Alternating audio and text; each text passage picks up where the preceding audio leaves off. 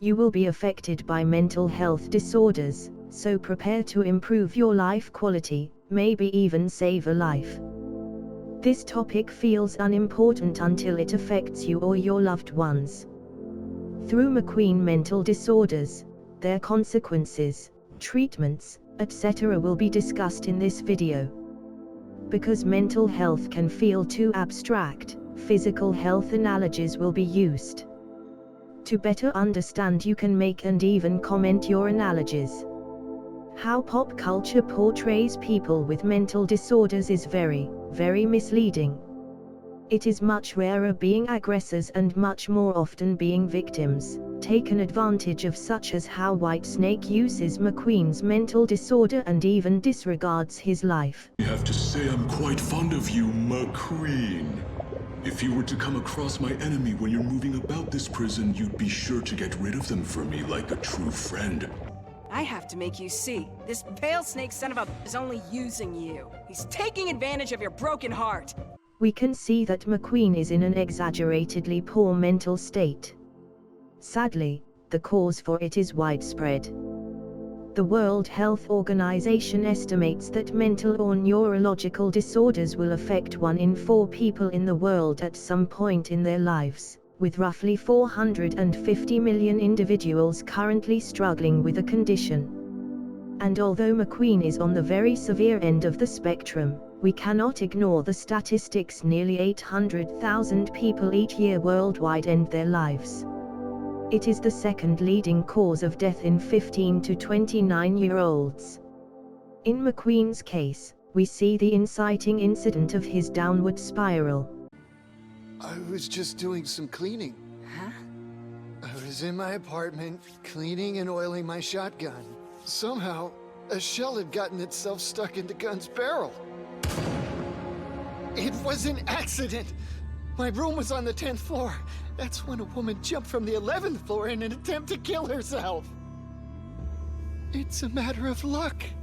People win millions in the lottery, so obviously the opposite has to happen, right? She was supposed to hit the ground and die from suicide. But instead, everyone assumes that I shot and killed that woman up on the 11th floor. The judge even called me cold-hearted before he threw the book at me. That's the man you see before you! This generalizatio and misattribution create an irrational belief, which keeps hurting him. It is like if somebody with an injured finger touched legs, stomach, head and concluded that the touched places are injured due to feeling pain when touched. That is why daily cognitive behavioral therapy is very useful. If oversimplified, it has 3 basic steps. First is to identify an illogical belief such as the touched places is injured. Second is to challenge it with logic. The experience of the opposite, such as it hurts when the finger touches tables, doors, etc. Third is to replace it with a more objective, realistic belief such as the finger is injured. More you can find out from sources in the description. But if you were given freshly worn panties, and that means your luck can change for the better, even at the worst of times when things seem their darkest, don't you see? Oh, how embarrassing! But I'll give them to you. The actual pair I'm wearing right this second. If it is a deeply rooted belief, there will be resistance. You're saying something good that gives me courage, which I appreciate.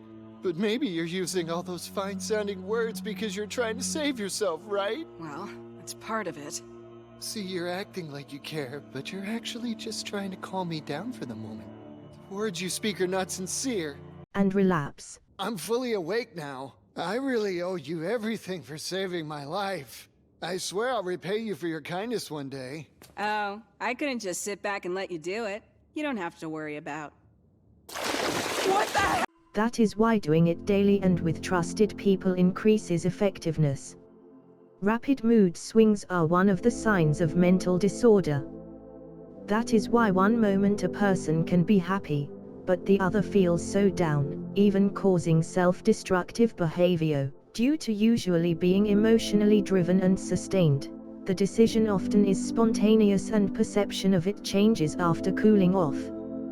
His Stan's ability even shows that self-harm also hurts close people. How taking one's own life leaves deep mental scars for loved ones.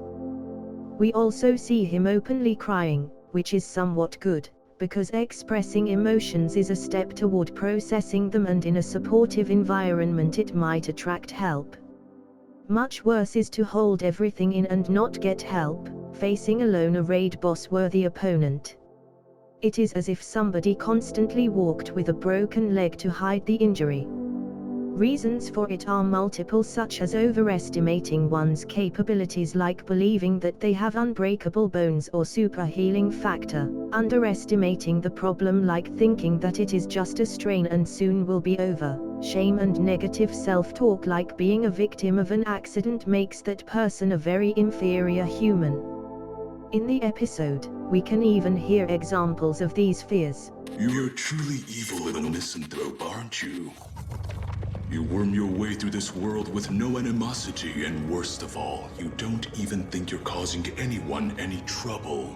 You also insist on playing the victim, although you have no interest in others. You're hoping that someone will come along one of these days and save you. You're what's referred to in certain circles as the worst. Dragging others down with your misfortune is a truly evil approach. The last thing I want to do is be your friend. I'll never save your life again. Reaching out for other people's help is a huge step toward getting better, like crutches, which help to walk. Although it might not be enough, especially if the case is as severe as McQueen's. Specialists' expertise could be needed to find the right approach, tool, otherwise giving the wrong advice can range from a waste of time at best and making the situation more severe at worst. It is like using a screwdriver for a nail. For example, saying, "But if you stop thinking about suicide, nothing will happen. He won't have power over you anymore." It is bad advice, like having a broken leg and being told to just run 100 meters sprint. The advice massively undersells the problem and puts unnecessary responsibility on the afflicted. In the same way, as a person cannot just stop being with a broken leg, underlying mental disorder cannot just be turned off. What is easily doable for a healthy person is very hard for a person with a disorder. Moreover, the longer people deal with the problem ineffectively, the more severe the situation gets.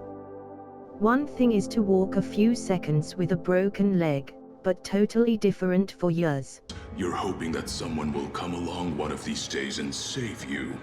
Also, for proper healing, it is more like 50-50. There must be an opportunity, an appropriate environment for healing, and the afflicted person must want to use the opportunity to get better.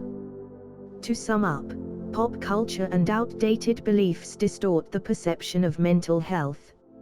In reality, having mental health disorder is widespread, and people with it much more often are victims, not aggressors. Mental disorders such as depression are curable with the right methods in an appropriate environment, even if affected people feels that nothing can be done except self-destructive behavior. The perception is caused by a heavily biased mind and can be improved with cognitive behavioral therapy, etc. tools. In the case of having a mental disorder, searching for help is a sign of strength, smart behavior. Similarly, providing a safe environment at least for close people and appropriately communicating it, so if needed, they can open up and the problem can be solved together, even with specialists' help.